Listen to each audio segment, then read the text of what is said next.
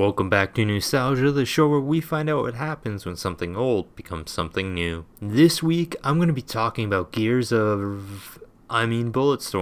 Yes, Bulletstorm, starring Wolverine. But seriously, when this game first came out, I honestly didn't really have much of an interest in it. The main reason I picked it up was to get a beta code for Gears of War 3. I was actually pleasantly surprised with Bulletstorm. The playthrough itself was really quick and the multiplayer was alright. The thing is, this game had really fun and entertaining gameplay. Trying to get more and more points by killing enemies in over-the-top ways was just a blast. There are so many different ways to kill enemies that it doesn't get stale like most first-person shooters. The graphics in this remaster are pretty solid as well. I have to admit, back on Xbox 360 and PS3, this game looked really good for the time.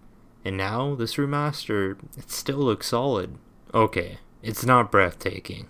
We'll leave that comment for Keanu Reeves. But it still is wonderful to look at and reminds me of a cross between Gears of War and Borderlands. I think the best way to describe this game is that Deadpool was asked to make an 80s sci-fi action game and decided to cast Wolverine in the lead role. The vibe to the story and the characters remind me of an old action movie. They're not really fleshed out. They're almost superficial in a sense, but they're still entertaining characters to spend about 6 hours with. All things considered, I do hope the day finally comes when this game gets a sequel. I'd love to see more of this universe, but more importantly, I'd love to see the fun gameplay mechanics expanded upon. Look, if you want a fun, over-the-top first-person shooter, I definitely recommend picking this up. I grabbed it for about $20, and I'd say that's a fair price. Sure, the story is short, but the gameplay is enough to keep you coming back for more. On that note, this has been Newstalgia. Stay tuned for next time.